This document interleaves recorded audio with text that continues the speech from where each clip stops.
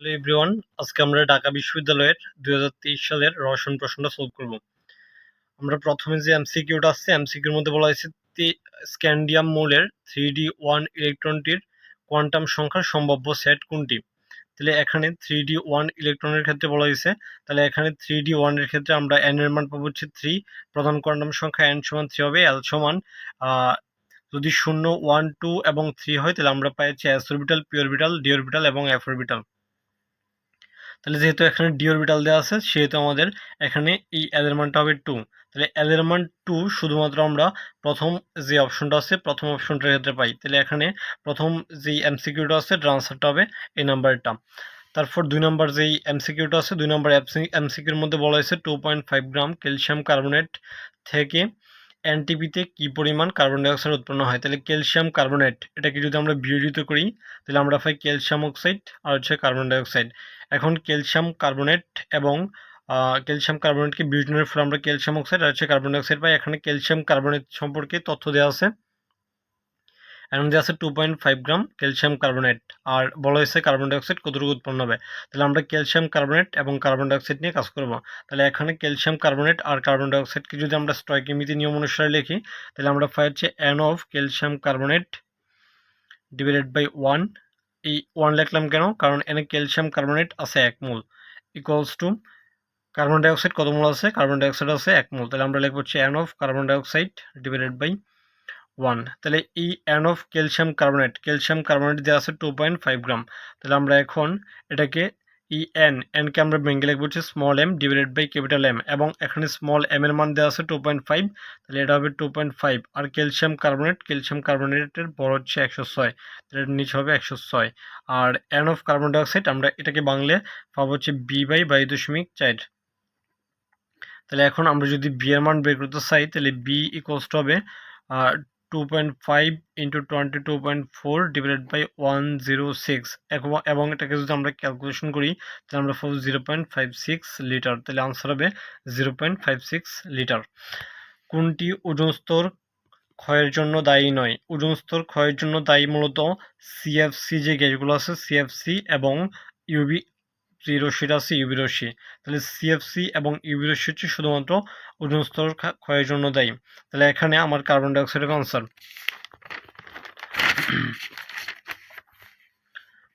4 নম্বর যে এমসিকিউটা দেওয়া আছে, কোন বিক্রিয়ায় এনথালপির পরিবর্তন সর্বনিম্ন? এনথালপির পরিবর্তন সর্বনিম্ন, এই আনসারটা কি হবে?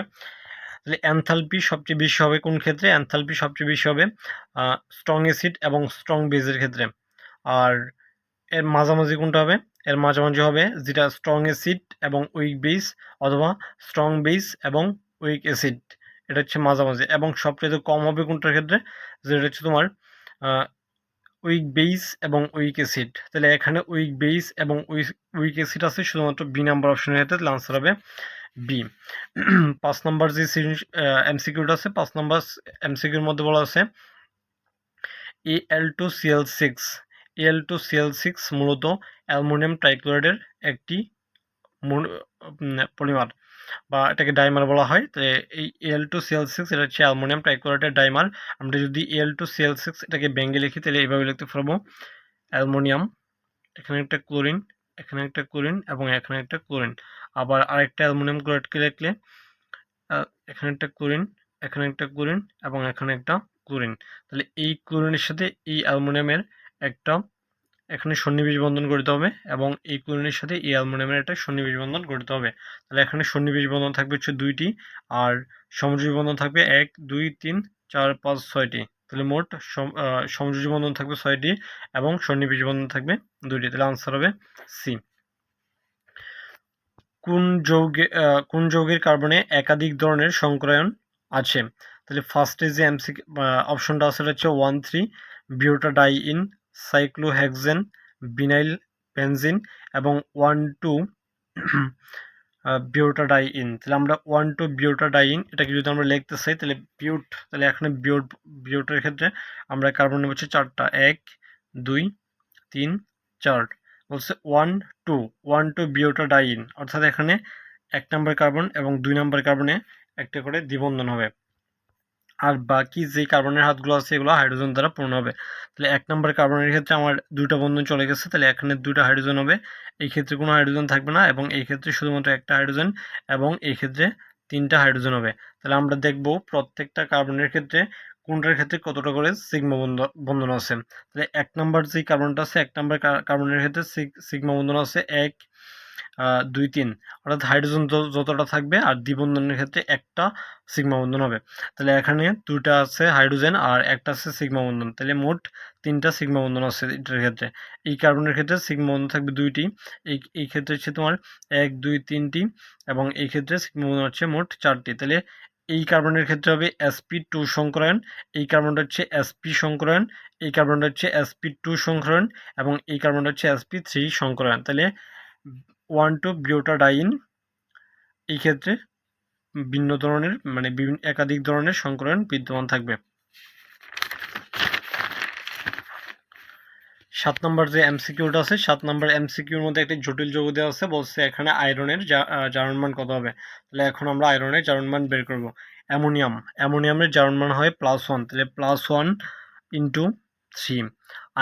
আয়রনের জারণ মান হবে +x, এবং মানে আয়রনকে আমরা x ধরলাম, আর সায়ানাইড হচ্ছে -1, তাহলে -1 × 6। কোনো একটা যৌগের জারণ মান 0, তাহলে আমরা এখন সমান সমান 0 লিখব। +3 + x - 6 = 0, তাহলে x সমান লিখতে পারি +3, তাহলে এখানে আয়রনের জারণ মান হবে +3। 25 ডিগ্রি সেন্টিগ্রেড তাপমাত্রায় পানির pH ও pOH উভয়ই 7 হলে অধিক তাপমাত্রায় নিচের কোন সম্পর্কটি সঠিক। তাহলে 25 ডিগ্রি সেন্টিগ্রেড তাপমাত্রায় আমরা জানি পানির KW এর মান হয় KW এর মান 10⁻14। আমরা এই সূত্র থেকে বা এই শর্ত থেকে আমরা পাই pH + pOH, এটার মান আমরা পাই হচ্ছে 14, এবং pH এর মান এটাও হয় 7, এবং pOH এর মান এটা হয় 7। কিন্তু আমরা 8 নম্বর যে প্রশ্নটা আছে, 8 নম্বর প্রশ্নতে বলা হয়েছে 25 ডিগ্রি সেন্টিগ্রেড তাপমাত্রায় পানির pH এবং pOH উভয় যদি 7 হয় তাহলে অধিক তাপমাত্রায় নিচের কোন সম্পর্কটি সঠিক। তাহলে 25 ডিগ্রি সেন্টিগ্রেড তাপমাত্রার ক্ষেত্রে আমরা জানি পানির যে আয়নিক গুণফল এটা হয় 10⁻14। তাহলে এই ক্ষেত্রে আমরা একটা শর্ত পাই pH এবং pOH এটা যোগফল হবে 14, এবং pH এর মান হবে 7 এবং pOH হবে 7। আর যদি তাপমাত্রাকে আমরা বৃদ্ধি করি সেক্ষেত্রে আমরা KW এর মানটা আরো মানে বেশি পাবো, অর্থাৎ KW এর মান তখন আমরা যদি ধরে নিই যে KW এর মানটা হবে 10⁻12, এই ক্ষেত্রে আমরা pH এটাও পাবো 6, pOH এটাও পাবো 6, অর্থাৎ 7 থেকে কম হবে pH এবং pOH এর মান। তাহলে 7 থেকে কম আসছে শুধুমাত্র এই অপশনের ক্ষেত্রে, তাহলে আনসার হবে এ। নিচের কোন জোড়া যৌগে সময়ন প্রভাব বিদ্যমান। তাহলে সময়ন প্রভাব বিদ্যমানের ক্ষেত্রে আমাদের যেই বিষয়টা খেয়াল রাখতে হবে এটা হচ্ছে একটা থাকবে তীব্র তড়িৎ বিশ্লেষ্য আর এটা থাকবে মৃদু তড়িৎ বিশ্লেষ্য। তাহলে এখানে H2S এটা হচ্ছে একটা মৃদু তড়িৎ বিশ্লেষ্য, এবং এটার ক্ষেত্রে আমরা দ্বিবন্ধন ইউজ মানে কি বলে এটাকে উভমুখী তীরচিহ্ন ইউজ করবো, এবং এক্ষেত্রে পাবো হচ্ছে 2H+ আর হচ্ছে S2-, এবং এখানে HCl এটাকে যদি আমরা ভাঙি তাহলে হচ্ছে এটা একটা তীব্র তড়িৎ বিশ্লেষ্য, এবং এক্ষেত্রে আমরা পাই H+ এবং Cl-। তাহলে এখানে এই যে H+ যে আয়নটা আছে এটা হচ্ছে সময়ন, আর এই ক্ষেত্রে আমার সময়ন প্রভাব বিদ্যমান থাকবে, তাহলে আনসার হবে সি এরটা।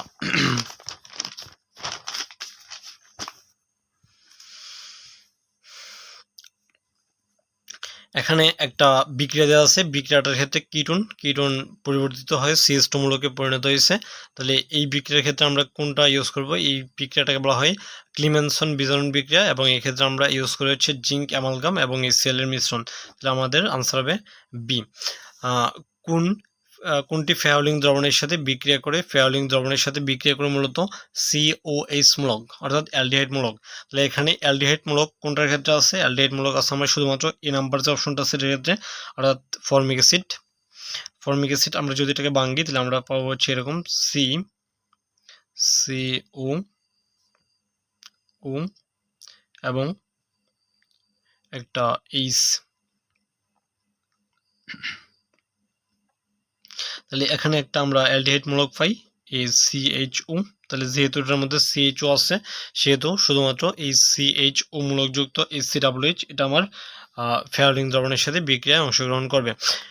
12 নম্বর যে এমসিকিউটা আছে এটার মধ্যে বলা আছে 100 ml সোডিয়াম হাইড্রোক্সাইড এর দ্রবণে 0.5 গ্রাম সোডিয়াম হাইড্রোক্সাইড আছে, এই দ্রবণের ঘনমাত্রা ppm এককে কত।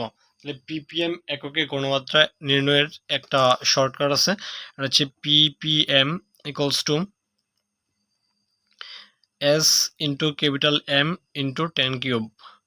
তাহলে এখানে s এর মান কত, s এর মানটা যদি আমরা বের করতে পারি তাহলে আমাদের কাজ শেষ হয়ে যাবে। s সমান small m divided by capital M into b, এবং এই বিটা হবে লিটার এককে। তাহলে এখানে m এর মান কত দেওয়া আছে 0.5 গ্রাম, 0.5 গ্রাম, আর ক্যাপিটাল M এর মান হবে সোডিয়াম হাইড্রোক্সাইডের সাথে 40, এবং b এর মান যেহেতু 100 ml দেওয়া আছে তাহলে হবে 0.1 লিটার। তাহলে এখন আমরা এই 0.5 আর হচ্ছে 0.1 এটা যদি ক্যালকুলেশন করি তাহলে পাবো হচ্ছে 5 ডিভাইডেড বাই 40। তাহলে আমার এই s এর মান হবে 5 ডিভাইডেড বাই 40, ক্যাপিটাল M এটার মান হচ্ছে 40 আর হচ্ছে 10 কিউব। তাহলে 5 40 কাটা, এখানে থাকবে হচ্ছে 5 ইন্টু 10 কিউব, অর্থাৎ 5 1 2 3টা শূন্য থাকবে। তাহলে 5 আর হচ্ছে 5000 আছে সি অপশনের মধ্যে, তাহলে আনসার হবে সি। NH3 আর NH2 R2 NH যৌগগুলির ক্ষার ধর্ম প্রদর্শনের ক্রম। ক্ষার ধর্ম প্রদর্শনের ক্রম এক্ষেত্রে আমার যে বিষয়টা খেয়াল রাখতে হবে এটা হচ্ছে 3 ডিগ্রি,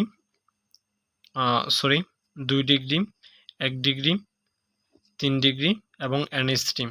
তাহলে এরকম 2 ডিগ্রি থেকে শুরু। 2 ডিগ্রি কোথায় আছে, আমার 2 ডিগ্রি আছে শুধুমাত্র বি অপশনের ক্ষেত্রে, তাহলে আনসার হবে বি।